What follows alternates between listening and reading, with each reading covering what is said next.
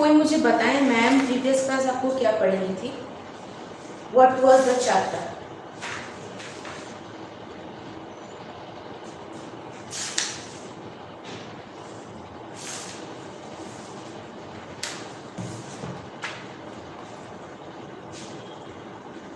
Am I audible? सुनाई दे रहा है सभी को, राइट?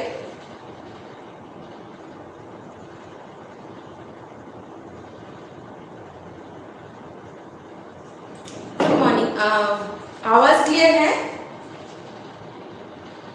अच्छा, तो प्रीवियस क्लास में कौन सा सब्जेक्ट हुआ था, मुझे कोई बताओ।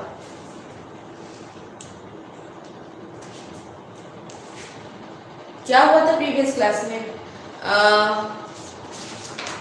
डिजीज ओरिएंटेड तो कुछ हुआ नहीं था आपका। हमारा कार्डियो,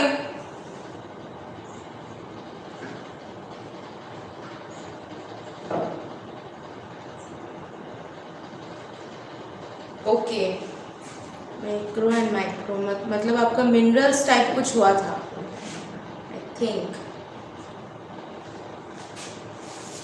ओके ओके, एक्चुअली मैं जब आपका करवा रही थी कुछ वीक्स पहले, तो हमारा चल रहा था डिजीज ओरिएंटेड के साथ साथ ह्यूमन बॉडी का कोलैप्स चल रहा था।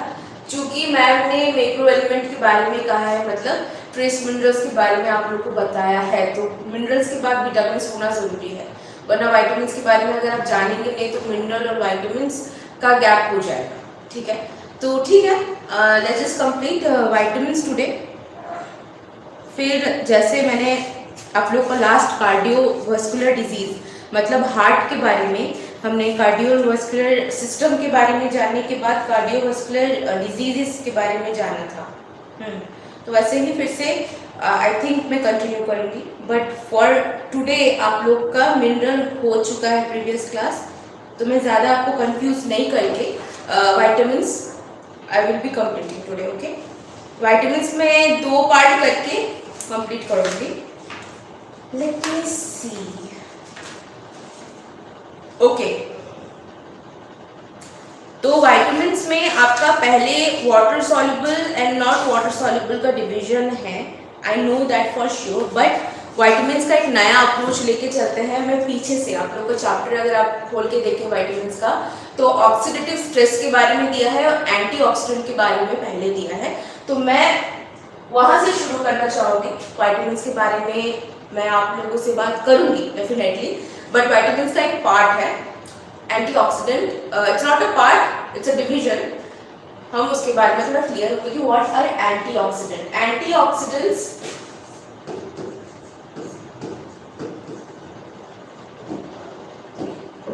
यहाँ से जानते हैं। प्लांट बेस्ड में आपको कौन कौन सा खाना मिल जाएगा? आपको लीफी ग्रीन वेजिटेबल्स मिल जाएंगी एंड फ्रूट्स मिल जाएंगे। मेनली फ्रूट्स एंड वेजिटेबल्स का डिवीजन होता है प्लांट्स बेस्ड में, आप उस हिसाब से हम खाना खाते हैं। अब प्लांट्स में जो फ्रूट्स एंड वेजिटेबल्स आपको मिल रहा है, उसमें 2 प्रकार की चीजें आपको मिलेंगी खाने में, जो कि प्लांट बेस्ड फूड होता है। प्लांट बेस्ड फूड,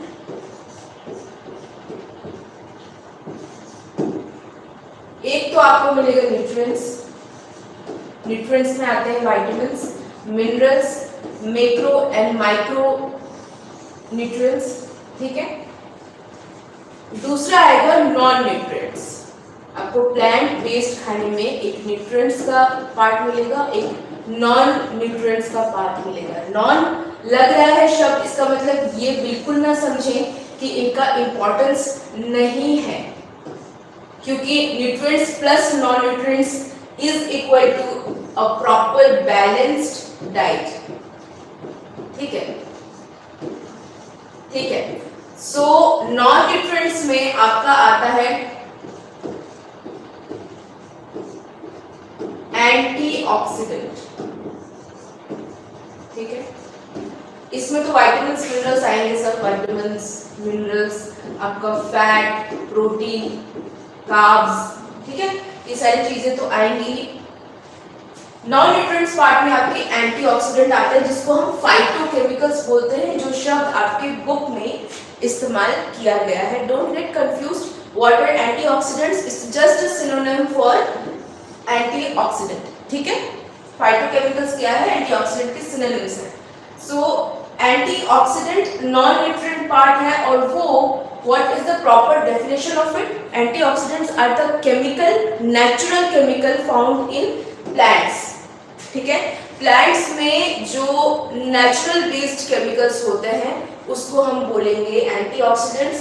वो जरूरी होता है हमारे बॉडी के लिए। क्यों जरूरी होता है, कैसे उत्पन्न होता है, मतलब ये पूरा आपका जो सेशन है टुडे ये उसी पे आधारित होने वाला है।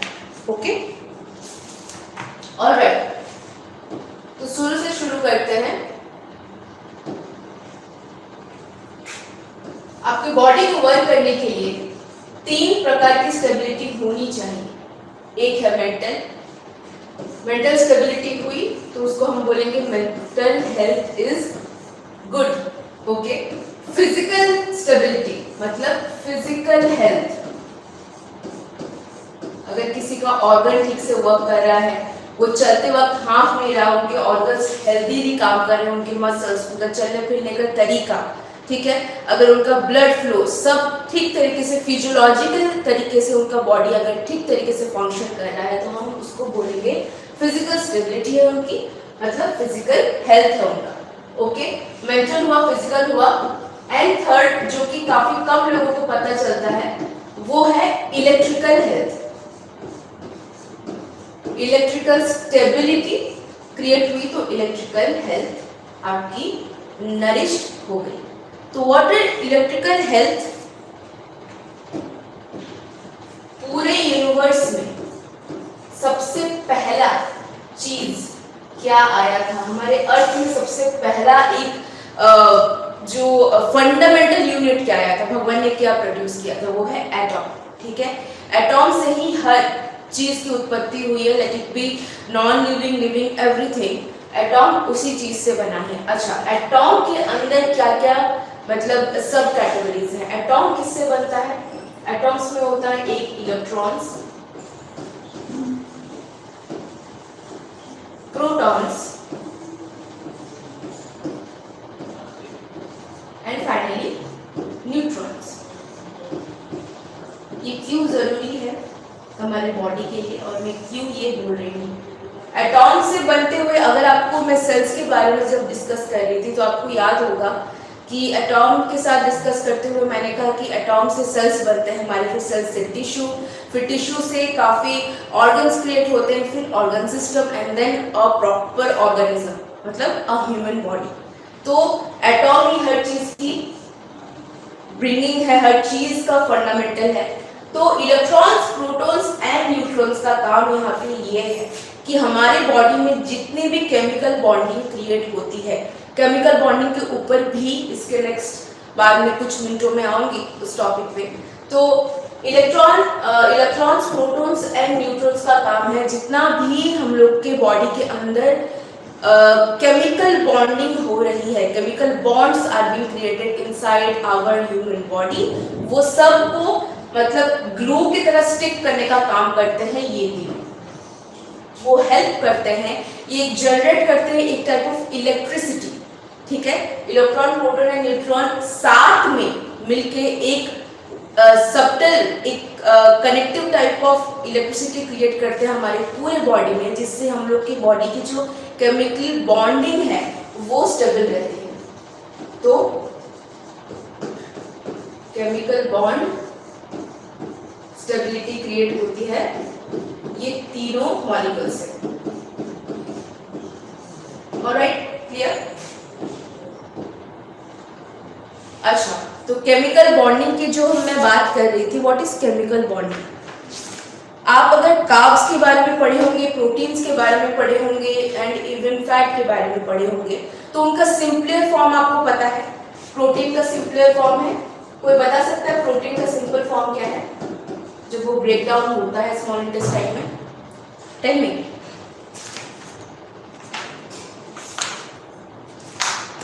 प्रोटीन का सिंपल फॉर्म क्या? अच्छा, कार्बोहाइड्रेट का सिंपल फॉर्म क्या है? वो तो इजी है।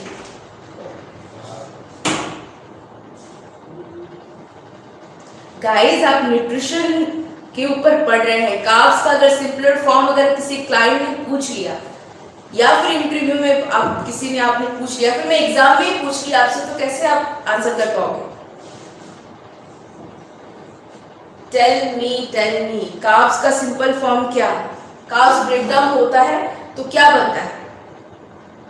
No one knows. अच्छा ठीक है, मैं दोबारा से रिपीट कर रही हूँ, लेकिन ऐसे बीच बीच में क्वेश्चंस पक्का पूछूंगी, क्योंकि मुझे ऐसा फील हो रहा है कि बच्चे कभी कभी कुछ कुछ चीजों में कंफ्यूज हो रहे हैं लेकिन बोल नहीं रहे, स्पीकअप नहीं कर रहे। क्यों नहीं कर रहे? मैं थोड़ी आपको डांटने जा रही हूँ या फिर बोलूँगी कि आपको इतना नहीं आता। I am not saying that, या फिर मैंने अभी तक के जितने भी क्लासेस में डांटा भी नहीं है आपको। कम ऑन गाइस, बकला क्या दिक्कत होगी? प्रोटीन का सिंपल फॉर्म है एमिनो एसिड्स। सिंपल फॉर्म जब होती हूँ तो प्रोटीन खाने के बाद प्रोटीन के फॉर्म में ही पूरा लगता नहीं है पूरा हमारे शरीर में। स्मॉल इंटेस्टाइन में जाने के बाद वो छोटे छोटे डिवीजन में क्रिएट मतलब ब्रेकडाउन होता है, ठीक है। छोटा डिवीजन क्रिएट ब्रेकडाउन होने के बाद फिर वो जाता है डायरेक्टली लीवर के पास, लीवर सिंथेसिस करता है, फिर वो जाता है ब्लड स्ट्रीम में, फिर आपके बॉडी में एक तरीके से बोला जा सकता है कि प्रोटीन लग रहा है, प्रोटीन आपने प्रॉपर्ली आपकी बॉडी में डाइजेस्ट हुआ एमिनो एसिड के फॉर्म में, ठीक है। कार्ब्स होता है मतलब कार्बोहाइड्रेट्स ग्लूकोज के फॉर्म में, ये एनर्जी सोर्स है आपका, रिमेंबर इट। लिपिड मतलब फैट, फैट का सिंपल फॉर्म मतलब फैट कौन से फॉर्म में डाइजेस्ट होता है हमारे बॉडी में? ट्राइग्लिसराइड फॉर्म में, छोटा फॉर्म होता है तो ट्राई फैटी एसिड्स भी बोलते हैं उसको, ठीक है। ऑलराइट, तो ये है simplier form of our macro minerals, ठीक है। अच्छा, प्रोटीन का एग्जांपल ले लेते हैं। प्रोटीन जैसे हमने खाया, ठीक है, एक अमीनो एसिड, छोटा सा प्रोटीन, कुछ ग्राम्स का प्रोटीन हमने खाया है। फॉर एग्जांपल ले लेते हैं अनसल्टेड नट्स हमने खाया, ठीक है, सुबह खाया, नट्स खाया और वो 10 ग्राम्स का नट्स खाया हमने। 10 grams of nuts will create a 10 gram of amino acid only, लेकिन वो छोटा सा ब्लॉक, छोटा सा अमीनो एसिड का जो 10 ग्राम का अमीनो एसिड अपने आप में काम नहीं कर सकता, उसको अलग अमीनो एसिड के पास जाके उसको केमिकली अपने आप को बॉन्ड करना पड़ेगा, तभी जाके वो एक प्रोटीन ब्लॉक क्रिएट कर पाएगा, फिर वो अपने आप में एक प्रोटीन की तरह काम कर पाएगा। फॉर एग्जाम्पल, अगर किसी का हड्डी टूटा हुआ है, ठीक है, किसी का हड्डी खसका है, टूटा हुआ है, उस जगह पे हम क्या बोलते हैं? उस जगह पे बोलते हैं कि हमको प्रोटीन का जरूरत है, ठीक है, प्रोटीन आप खाइए। लेकिन आपने ध्यान दिया होगा न्यूट्रिशनिस्ट लोग प्रोटीन का मात्रा उनको डेली खाने को बोलते हैं। ऐसा नहीं कि एक दिन खा लिया हो गया आपका हड्डी जुड़ गया, नहीं, आपको डेली से डेली प्रोटीन की इंटेक करनी पड़ती है फॉर 2 वीक्स 3 वीक्स, जितना भी वीक्स उनको प्रेस्क्राइब किया गया हो उनकी बोन के हीलिंग के लिए, ठीक है। अब अमीनो एसिड्स की काम ये होती है कि वो डेली जब प्रोटीन खाते हैं तो एक अमीनो एसिड की थोड़ी सी बिल्डिंग ब्लॉक्स बनी, एक अमीनो एसिड अंदर गया, पेट के अंदर गया, फिर वो डाइजेस्ट हुआ, दूसरा अमीनो एसिड फिर गया बॉडी में, डेली उस बंदे ने खाया जिसका हाथ टूटा हुआ है, तो काफी सारी अमीनो एसिड्स मिलके एक पेप्टाइड बॉन्ड क्रिएट करते हैं।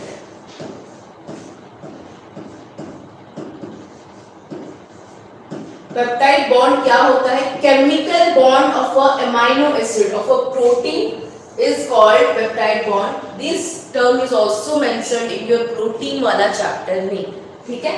पेप्टाइड बॉन्ड क्रिएट होता है छोटा छोटा अमीनो एसिड्स डेली अगर कोई प्रोटीन का इंटेक ले रहा है तो। What is peptide bond?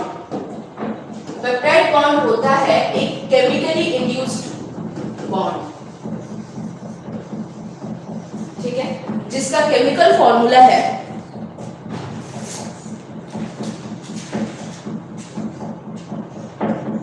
CH।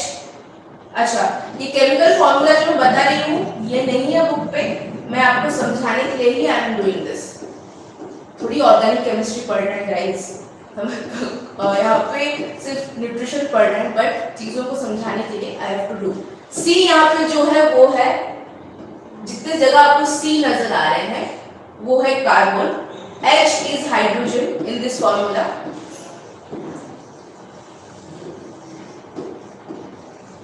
O is oxygen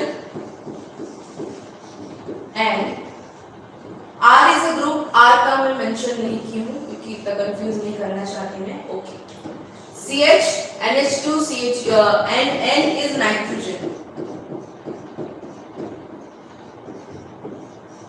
alright,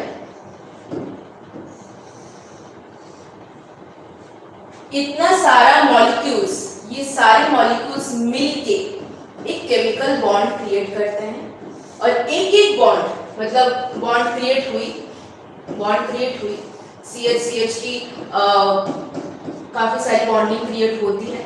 उसके बाद ये सारी अमाइनो एसिड की बॉन्ड जिस जगह पे मतलब जुड़ के एक ब्लॉक क्रिएट करते हैं, उसके बाद जिस जगह पे उनको काम करना चाहिए उस जगह पे वो काम करना शुरू करते हैं।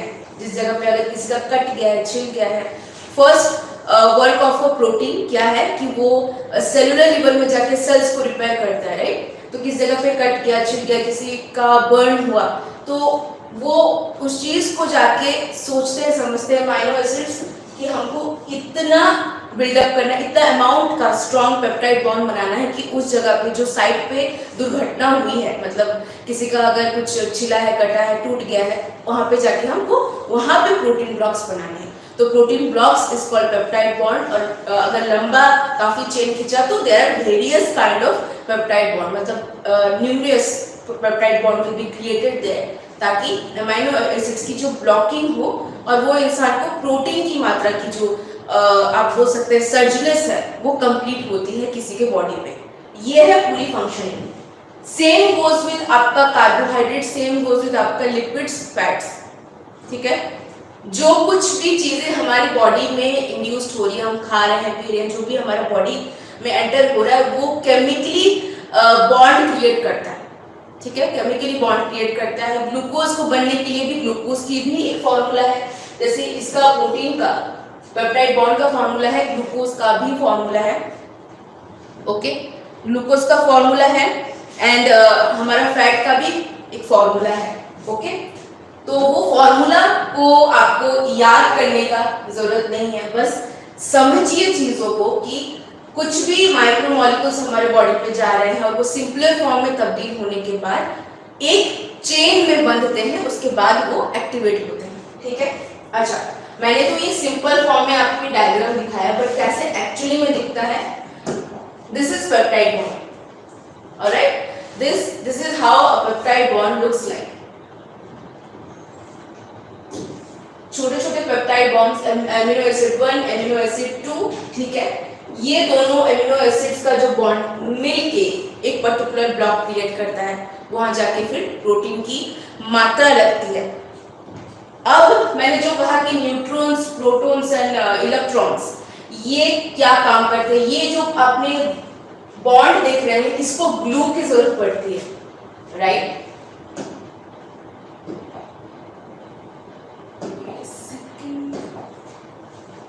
यहाँ पे जो जुड़ा हुआ है, ठीक है, these are the kind of chain that needs some electricity to hold it together। कुछ इलेक्ट्रिसिटी की जरूरत पड़ती है कि वो ग्लू की तरह काम करे। वो इलेक्ट्रिसिटी कौन जनरेट करके देता है? Electrons, protons and neutrons that is being developed by atom, ठीक है। इसीलिए बोला जाता है कि इलेक्ट्रिकल हेल्थ अगर हिला आपकी बॉडी में, आपकी ठीक तरीके से इलेक्ट्रिसिटी, इलेक्ट्रॉन्स, प्रोटॉन्स और न्यूट्रॉन्स ठीक से क्रिएट नहीं हो रहे, इलेक्ट्रिक स्टेबिलिटी अगर आपकी बॉडी पे नहीं है, तो जो बॉन्डिंग है आपके मैक्रोमोलिक्यूल्स की वो ठीक से बनती नहीं है, ठीक है। ठीक से ना बनने की वजह से काफी दिक्कतें होनी शुरू हो जाती है, जिसका सबसे पहला उदाहरण है हार्मोनल इम्बैलेंस, क्योंकि खाना ठीक से डाइजेस्ट नहीं हो पा रहा है। इसीलिए लोग बोलते हैं ना कि अरे मैं खाना तो खा रहा हूँ, प्रोटीन, अंडा, चिकन सब मैं बहुत बहुत खा रहा हूँ लेकिन मेरे में लग नहीं रहा है। एक सबसे पहले तो अंडा चिकन आपके बॉडी के लिए बना नहीं है, तो आपको खाना तो बिल्कुल भी नहीं चाहिए। बट कभी कभी ऐसा होता है कि प्लांट बेस्ड प्रोटीन मतलब दाल, साग और आपका जो लीफी वेजिटेबल्स है जिसमें प्रोटीन ऑलरेडी है, पालक, वो सारी चीज़ों खाने के बाद भी किसी के बॉडी में अगर प्रोटीन की मात्रा लग नहीं रही है, वो अंडरवेट है, इसका मतलब उनकी इलेक्ट्रिकल स्टेबिलिटी नहीं है बॉडी में। ठीक है, उसके विषय में थोड़ा और डिस्कस करेंगे कि उसको स्टेबिलिटी कैसे क्रिएट की जाए। ओके,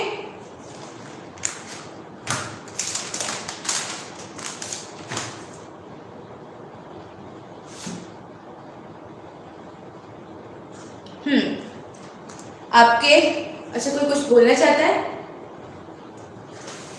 किसी ने अनम्यूट किया था। आपके बुक में मैं देख रही हूँ एंटीऑक्सीडेंट के बारे में तो है, मैं तो बोलूँगी ऑक्सीडेटिव स्ट्रेस के बारे में है। ठीक है, तो ऑक्सीडेटिव स्ट्रेस को समझाने के लिए ही मैंने इतना बड़ा एक्सप्लेनेशन दिया है आपको। What is oxidative stress? हर एक केमिकल बॉन्ड में जो कि मैक्रोमोलिक्यूल्स, मतलब जब भी मैं मैक्रोमोलिक्यूल्स बोल रही हूँ तो समझ जाइएगा मैं फैट, लिपिड या फिर कार्ब्स के बारे में बोल रही हूँ। ठीक है, मैक्रोमोलिक्यूल्स और माइक्रोमोलिक्यूल्स के बारे में तो फंडामेंटल्स में पढ़ाया गया होगा आपको, इफ यू रिमेम्बर। ठीक है, अच्छा, तो जब भी कुछ भी कार्ब्स, प्रोटीन या फिर लिपिड की जो बॉन्डिंग होती है, हर एक बॉन्ड में आपको ऑक्सीजन की मात्रा पक्का मिलेगी। ठीक है, everywhere is oxygen, oxygen O2 हर जगह पे फैला हुआ है।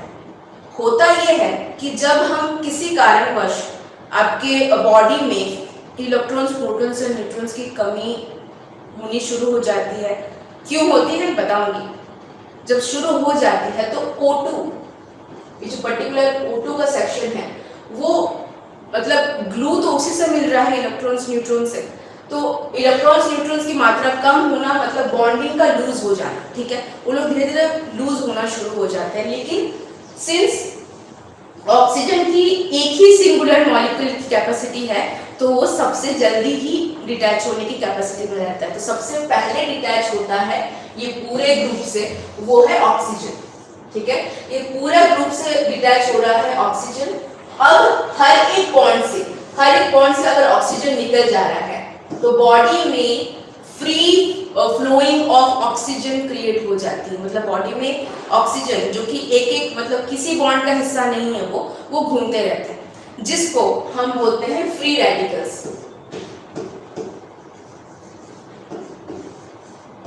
हमारे बड़े बुजुर्ग ने हमेशा कहा है हमसे कि कुछ भी ज्यादा सही नहीं है हमारी बॉडी के लिए, ऑक्सीजन भी ज्यादा हमारी बॉडी के लिए सही नहीं है, चाहे वो हमको हमारी जिंदगी का फंडामेंटल गैस ही क्यों ना हो, क्योंकि वो एक ऐसा गैसियस मॉलिक्यूल है जिसके बिना हम मतलब जी नहीं सकते, क्योंकि सांस तो ले रहे हैं तो ऑक्सीजन, राइट। लेकिन अगर वो अपने फंक्शन में मतलब जिसको उसको ठीक तरीके से, जिस तरीके से उसको काम करना चाहिए, अगर वो नहीं कर रहा है तो प्रॉब्लम क्रिएट होता है। तो वो आपका O2 का जनरेशन, ऑक्सीजन का जो कैपेसिटी है हमारी बॉडी में इंक्रीज जब कर जाती है, ज्यादा इंक्रीज अगर कर रही है, तो वो फ्री रेडिकल के नाम से जाना जाता है। अब फ्री रेडिकल्स क्या करते हैं, अगर सपोजिटली अगर आपने जंक फूड ज्यादा खाया, ठीक है, तो बॉडी में LDL की मात्रा ज्यादा हुई, जिसको हम बोलते हैं बैड कोलेस्ट्रॉल। ठीक है, LDL की मात्रा ज्यादा हो रही है तो बैड कोलेस्ट्रॉल। अच्छा, bad cholesterol is also a cholesterol, right. तो मैंने अभी कुछ देर पहले क्या कहा, कुछ भी हमारे बॉडी के अंदर जा रहा है तो उसको केमिकली बॉन्ड करने की आदत है, वो किसी के साथ भी बॉन्ड करेगा। ठीक है, तो केमिकल जब LDL मतलब बैड कोलेस्ट्रॉल अगर हमारे बॉडी में जा रहा है तो वो देखता है कि काफी सारे ऑक्सीजन फ्री फ्लो कर रहे हैं। ठीक है, ऑक्सीजन बड़े फ्री फ्लो कर रहे हैं, काफी कम और मतलब काफी ज्यादा ऑक्सीजन इधर उधर घूम रहे हैं। तो वो क्या करता है इस जगह पे, अपने बॉन्डिंग में, अपने केमिकल बॉन्ड में वो ऑक्सीजन को अपने साथ टीम अप कर देता है, शामिल कर देता है। सो LDL प्लस एनी ऑक्सीजन, लिखने को जगह नहीं है,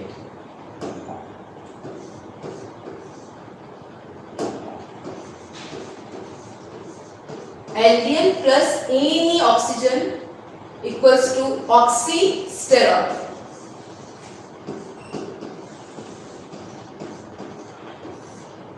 ऑक्सीस्टेरॉल बोलते हैं जब oxidation of any particular substance is called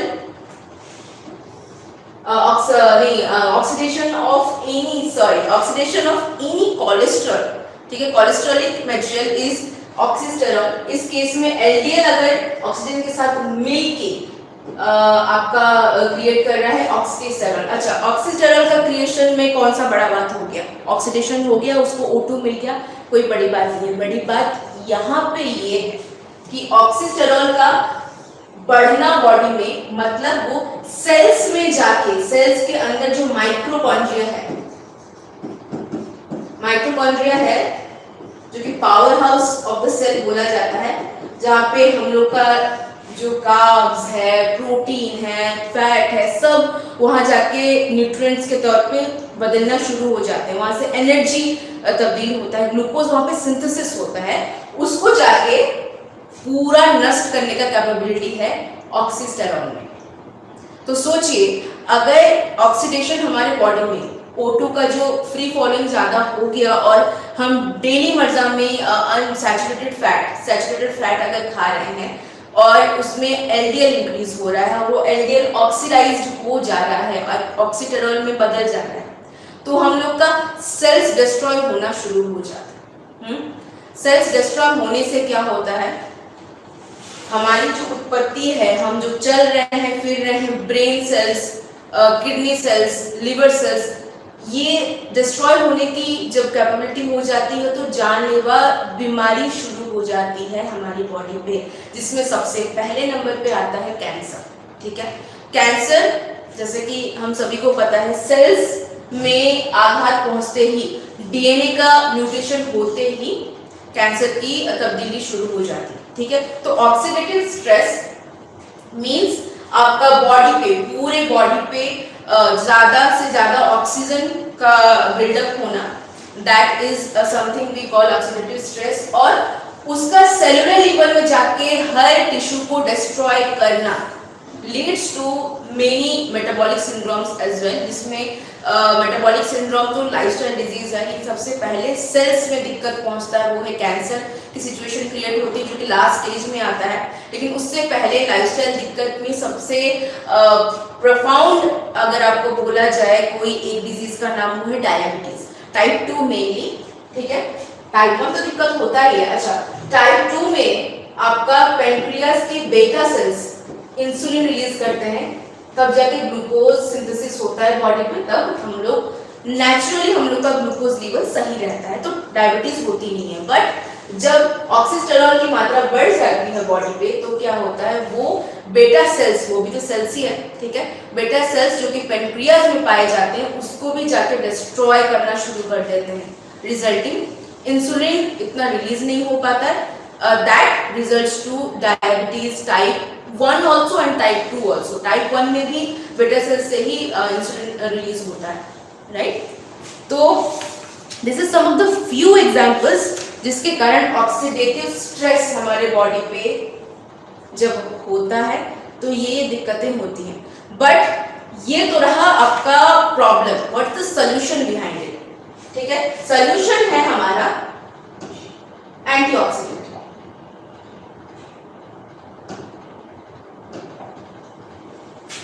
किसका खुला है? अच्छा, thank you. Okay, solution is for oxidative stress. जब O2 का इधर उधर भागना होता है तो सॉल्यूशन है हमारा एंटीऑक्सीडेंट भैया। ठीक है, एंटीऑक्सीडेंट नेचुरल केमिकल हैं जो कि पाए जाते हैं हमारे ओनली प्लांट बेस्ड फूड में। आपको मीट, मछली, अंडा, जो भी चीजें हैं वो नहीं मिलेगी उसमें। एंटीऑक्सीडेंट सिर्फ और सिर्फ आपको मिलेगा प्लांट बेस्ड खाने में। ऑलराइट, एंटीऑक्सीडेंट का काम यहाँ पे ये है कि जो फ्री फॉलोइंग जो होते हैं, O2 इधर उधर घूम रहे हैं, उनको पकड़ पकड़ के लेके आना, दो तरीके का काम करेगा, इधर पकड़ के लेके आएगा और जहां पे बॉन्डिंग, जहां से वो टूटा है वहां जाके वो जोड़ेगा ऑक्सीजन को, इधर दैट नॉर वो एंटीऑक्सीडेंट में जो फ्री फॉलोइंग O2 होती है उसको डायरेक्टली एलिमिनेट कर देगा बॉडी से, डिस्ट्रॉय कर देगा कि तू एक्स्ट्रा है और किसी भी केमिकल बॉन्ड में तेरा फिटिंग नहीं होता, तो just you eliminate yourself from that area, ठीक है। तो एंटीऑक्सीडेंट का काम यह है कि first it will either eliminate और किसी केमिकल बॉन्ड के साथ उसका मैचअप करा देगा। उससे होता क्या है, इससे ये होगा कि हम लोग की जो थ्रू आउट केमिकल बॉन्डिंग है, इधर वो अमीनो एसिड की हो, ग्लूकोज की हो या फिर लिपिड की हो, वो स्टेबल हो जाती है। तो बॉडी में स्टेबिलिटी क्रिएट हुई तो मतलब इलेक्ट्रिकल स्टेबिलिटी क्रिएट हो गई। तो everything depends on our antioxidant. Okay, कुछ एंटीऑक्सीडेंट्स के एग्जांपल्स भी हैं। उस पे जाने से पहले मैं और एक मुद्दे पे बात करना चाहूंगी जिसपे मैंने कहा कि कैसे आप इलेक्ट्रॉन्स, प्रोटॉन्स और न्यूट्रॉन्स को अपने बॉडी में वो इलेक्ट्रिसिटी वो कैसे आप ये करोगे, मतलब मैनेज करोगे। द थिंग इज हमारे बॉडी पे एक वोल्ट है, एक छोटा सा, मतलब ज्यादा नहीं, but we have a electric current in our cell जिसके कारण हम लोग की केमिकल बॉन्डिंग ठीक से अपनी जगह पे स्टेबल रहती है। दूसरा ये हमारा हार्ट जो धक धक कर रहा है, यू नो, जो डेली पंपिंग कर रहा है, उसको वर्क करने के लिए भी इलेक्ट्रिसिटी लगता है। Electric current of a heart का खुद का एक इलेक्ट्रिसिटी है, ठीक है। इसी कारण से कार्डियक अरेस्ट जब किसी का होता है, आजकल प्रीवियस ईयर में काफी ये फेमस हो चुका था गलत तरीके से कि लोगों को कार्डियक अरेस्ट होता था और स्पॉट डेथ हो जाता था। मतलब जब इलेक्ट्रिक करंट फ्लो बंद हो जाता है आपके हार्ट पे, तो हार्ट पूरा डायरेक्टली बंद करना बंद कर देता है, मतलब चलना बंद कर देता है, ठीक है। तो that's the reason electricity, heart का जो इलेक्ट्रिसिटी है उसको जारी रखने का काम इलेक्ट्रॉन्स, प्रोटॉन्स और न्यूट्रॉन्स का ही है, ताकि वो जो अमाउंट है, हेल्दी अमाउंट है तीनों की, वो हमारी बॉडी पे हमेशा रहे, ताकि हमारा हार्ट फंक्शन करे, ताकि हम जो रिफ्लेक्स एक्शन है वो हमारी बॉडी का वो भी स्वस्थ रहे। मतलब रिफ्लेक्स एक्शन इज समथिंग कि हमारा ब्रेन नर्वस सिस्टम से जुड़ा हुआ है, नर्वस सिस्टम में भी एक प्रकार का इलेक्ट्रिसिटी है, ठीक है। एक प्रकार का इलेक्ट्रिसिटी से क्या होता है, जब आपको फॉर एग्जांपल कोई थप्पड़ मारने के लिए हाथ उठाता है, ऑटोमेटिकली आपका सर इस तरफ घूमेगा, वो मारे कि नहीं मारे पता नहीं, वो हाथ उठाए मतलब आप ऐसे करोगे, वो क्या है, वो है रिफ्लेक्स एक्शन। आपको पता ही नहीं चलेगा कि आपने ऐसा क्यों किया, दैट इज रिफ्लेक्स एक्शन। कभी कभी कोई भी डेंजरस सिचुएशन में बचाने के लिए हम लोग की बॉडी एक नर्वस सिस्टम को क्रिएट कर रखी है जिसमें आपका मेमोरी सेल्स काम करते हैं, आपको प्रोटेक्ट करते हैं कि मेमोरी सेल्स को पता है कि इसका मतलब क्या है। इसका मतलब ये कि तुमको कोई मारने आ रहा है, तो तुमको भले पता ना हो, तुम्हारे सेल्स को पता है कि अरे बचना है इसको, मतलब थोड़ा सारे सेल्स मिलके इसको थोड़ा लेफ्ट की गति में बढ़ा दो, तब इसको वो मतलब थप्पड़ या फिर किसी का मार नहीं पड़ेगा, ठीक है। रोड क्रॉस कर रहे हो आप लोग, ठीक है, सामने से गाड़ी आ रहा है, पूरा पास आ चुका है और आपका कभी कभी दिमाग ही काम नहीं करता कि करना क्या है, लेकिन कभी कभी कुछ सिचुएशन में ऑटोमेटिकली आपका पैर पीछे चल जाता है, आपको पता भी नहीं चलेगा कि क्यों गया पीछे, और मैं तो सोचा नहीं था या फिर सोची नहीं थी कि मैं पीछे कर रही हूँ अपना पैर, दैट इज रिफ्लेक्स एक्शन, ठीक है। तो ये रिफ्लेक्स एक्शन भी that is also being controlled by आपका इलेक्ट्रॉन्स, प्रोटॉन्स एंड न्यूट्रॉन्स। तो इलेक्ट्रिसिटी का जो सप्लाई हमारे बॉडी में कितना नीडेड है, ठीक है, डेंजरस सिचुएशन में रिक्वायर्ड होता है, हार्ट की फंक्शनिंग में रिक्वायर्ड होता है। Alright, so what was I saying, I was saying कि कैसे इसको रेगुलेट किया जाए। अच्छा, इसका तरीका खाने पीने से जुड़ा हुआ नहीं है, I am really sorry, but आपको अगर चाहिए आपके अंदर वो इलेक्ट्रिसिटी जनरेट करना है तो आपको नंगे पांव चलना पड़ेगा घास में, ठीक है, जिसमें जो घास के नीचे तो ऑब्वियसली मिट्टी रहती है, ठीक है, और वो मिट्टी में काफी करंट होता है, we have that particular electrons, protons and neutrons inside our soil only, ठीक है। तो वो मिट्टी में ही आपको ये तीनों चीजें मिल जाएंगी जब आप खाली पैर चलोगे। अच्छा, खाली पैर चल देने से कैसे होगा, वो सारी चीजें कैसे अंदर आएंगी हमारे, आपके पैर के तलवे के नीचे एक सक्सेशन ट्यूब है जो कि हर चीज को सक करने के काबिलियत में रखती है। तो जब आप पैर रखते हैं घास में, ठीक है, तो मिट्टी के जो vitamins, minerals also and electrons, protons, सब कुछ अंदर जाता है आपकी बॉडी में। एग्जाम्पल आप ये करके देख सकते हैं। फॉर एग्जाम्पल, अगर आप किसी करेला जूस आपने बनाया और आप करेले जूस पे खड़े हो रहे हो, अब ये मत पूछना मैं करेले के जूस पे खड़ी होंगी क्यों, मुझे जरूरत नहीं है करेले के जूस पे खड़े होना, I am just saying, just example, this is an example, okay. करेले के जूस पे आप खड़े हो जाना किसी दिन और आपका जो मुंह का टेस्ट है वो ऑटोमेटिकली मतलब तीता लगना शुरू हो जाएगा। क्यों? क्योंकि हमारे जो पैर के नीचे के तलवे हैं वहाँ पे सक्सेशन ट्यूब मौजूद है जो कि चीज़ों को सक करने में, अंदर लेने में काम करते हैं। नंगे आंखों से दिखाई नहीं देगा, मतलब नेकेड आई से you can't see, but yes that is there, वो बॉडी की एटोनॉमी है, ठीक है। तो इससे आपके बॉडी का इलेक्ट्रॉन्स, प्रोटॉन्स एंड न्यूट्रॉन्स जो चीज़ें होती हैं वो एक तरीके से यू कैन से बैलेंस होने शुरू हो जाती है, आपको सॉइल से मिलना शुरू हो जाता है। दैट लीड्स टू आपके बॉडी का ऑक्सीडेटिव स्ट्रेस, फ्री रेडिकल्स जो बॉडी में घूम रहे हैं वो धीरे धीरे कमना शुरू हो जाएगा और चीज़ें ठीक तरीके से डाइजेस्ट होनी शुरू हो जाएंगी। फर्स्ट ऑफ ऑल आपका हार्ट हेल्थ सही होगा और काफ़ी सारी ऐसी चीज़ें जो आपके बॉडी में कमी थी वो धीरे धीरे एक तरीके से फुलफिल होनी शुरू हो जाती है। इसीलिए बोला जाता है whenever you are making, अगर आप इन फ्यूचर क्लाइंट्स के लिए खाना बना मतलब खाना सजेस्ट करते हैं, डाइटरी मैनेजमेंट करते हैं, एंटीऑक्सीडेंट युक्त खाना उनके डाइट चार्ट में आपको देना पड़ेगा ही पड़ेगा, क्योंकि वही है balance diet, proper balance diet, ठीक है। सिर्फ कार्ब्स दे के छोड़िएगा नहीं कि सिर्फ कुछ लोग हैं ऑल कार्ब्स डाइट में रहेंगे, नॉट अ कार्ब्स डाइट में रहेंगे, वो सारे हैं मेडिटेरियन डाइट है and everything, Mediterranean diet, low residue diet, ठीक है। लेकिन बैलेंस डाइट की जब बात आती है तो सब कुछ थोड़ा थोड़ा रहना चाहिए खाली पेट। तो ये फूड प्लेटिंग की मैनेजमेंट है वो तो आगे मैं आपके कुछ क्लासेस करवाऊंगी। फिलहाल के लिए एंटीऑक्सीडेंट का ये है महत्व। लेट मी सी आपके बुक में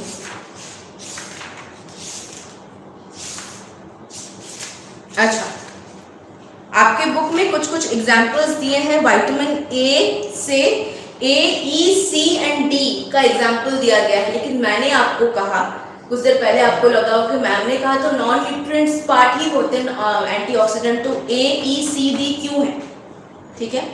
सम of the antioxidant, some of the vitamins are antioxidant, but सभी एंटीऑक्सीडेंट विटामिन्स या मिनरल्स नहीं होते, कुछ एक्सेप्शनल केस है यहाँ पे, ठीक है। ए, ई, सी, डी और कैरोटीनॉइड्स जो कि आपके पंपकिन, कैरेट्स में पाए जाते हैं, आपके बुक में लिस्टिंग है इस चीज़ की, बुक में लिस्टिंग है, आपको पढ़ना है। आपका काम ये है कि आपको फाइटोकेमिकल्स की भी लिस्ट है 152 में। रिमेंबर एग्जाम की जो क्वेश्चंस हैं एमसीक्यू बेस्ड होने वाले हैं, राइट, तो ये सारी चीज़ें पढ़ती हैं, ये सारी चीज़ें पक्का गिराऊंगी मैं कि vitamin C, for example vitamin B1 दिया गया है, विटामिन ई दी गई है, ठीक है, और काफ़ी अदर ट्रेस मिनरल्स का एग्जाम्पल दिया गया है और पूछा गया कि इनमें से कौन सा एंटीऑक्सीडेंट प्रॉपर्टी में काम करता है, तो आपका करेक्ट आंसर होगा विटामिन ई। ऑलराइट, तो इस तरीके के कुछ क्वेश्चंस पूछे जा सकते हैं। बाकी आपका रहा इस तरफ list of fat soluble vitamins and water soluble vitamins, उसको भी ब्रीफली हम एक्सप्लेन मैं करूंगी आपको नेक्स्ट क्लास में। लेकिन आज के लिए ऑक्सीडेटिव स्ट्रेस और फाइटोकेमिकल्स एंड एंटीऑक्सीडेंट का चर्चा हुआ। Okay,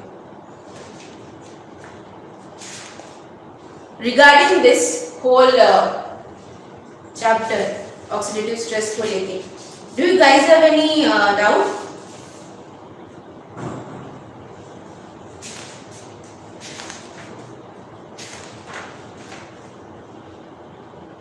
No doubt.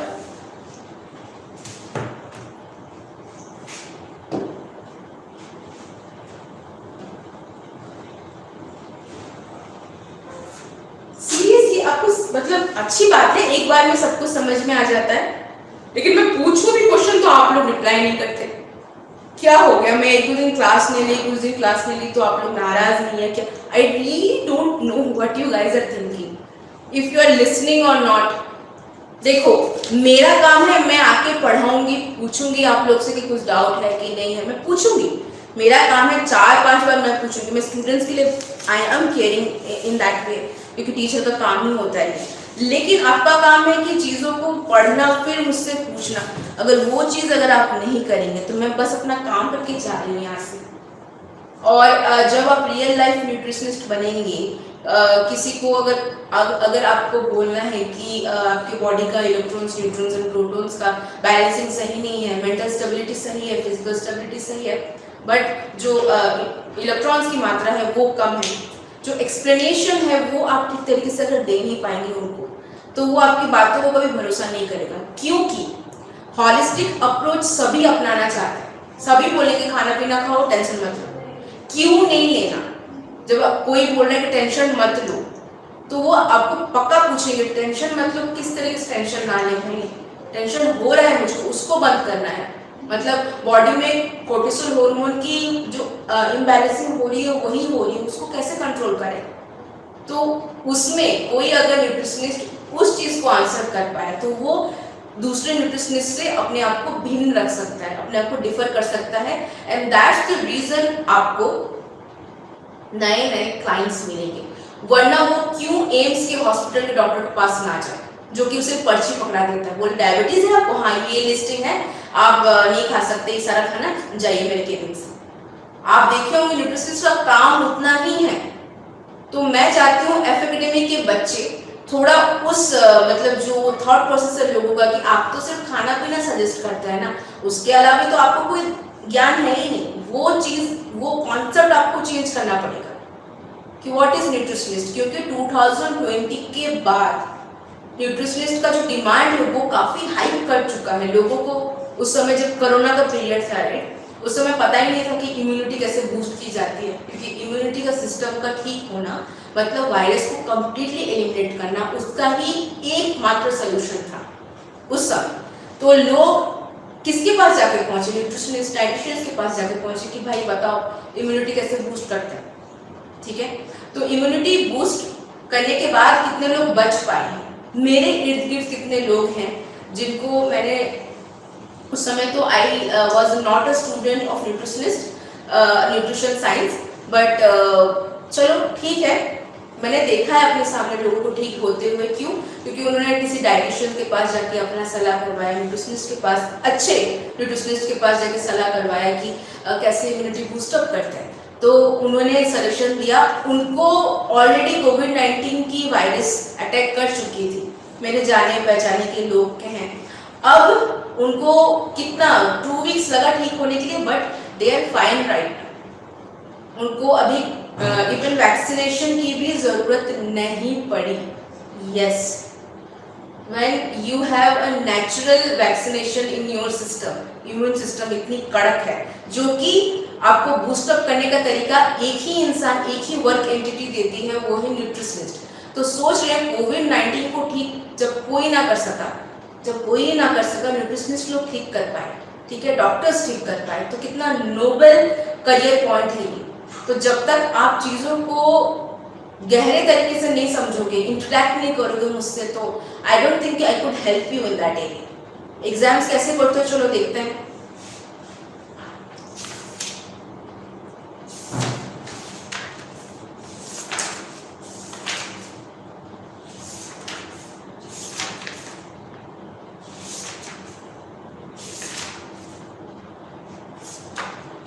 ऑलराइट, आपका विटामिन का पार्ट 2 नेक्स्ट क्लास होगा, जो कि आज है आपका फ्राइडे, मंडे में क्लास होता है।